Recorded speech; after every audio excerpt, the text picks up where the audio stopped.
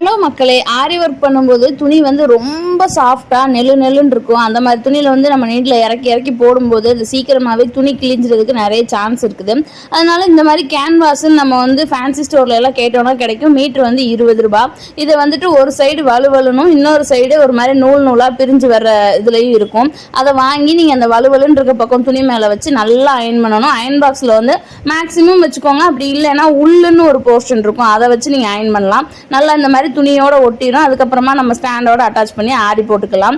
இது வந்து பார்டர் சைடில் நம்ம போடும்போது படாத படிக்கு போடணும். ஏன்னா பார்டர் ஏற்கனவே திக்காக இருக்கும். அது மேலே அந்த கேன்வாஸும் ஒட்டும் போது இன்னும் கொஞ்சம் திக்காயிரும். ஆனால் இதோட வந்து சாஃப்டான துணியில் போடும்போது தான் நம்மளுக்கு கொஞ்சம் ஈஸியாக இருக்கும் போடுறதுக்கு. துணி ரொம்ப சாஃப்டாக இருந்துச்சுன்னா நம்ம ஸ்டாண்டில் மாட்டிங்கிட்டு இழுக்கும் போதே நூல் எல்லாம் விட்டுரும். அது போக நம்ம ஓயாமல் ஊசி இறக்கிட்டு இருந்தோம்னா இதை எடுத்து பார்க்கும்போது சுருங்குன மாதிரி ஆயிரும் டிசைனு. டிப்ஸ் பிடிச்சிருந்தனா வீடியோ லைக் பண்ணிட்டு சேனலை சப்ஸ்கிரைப் பண்ணிக்கோங்க.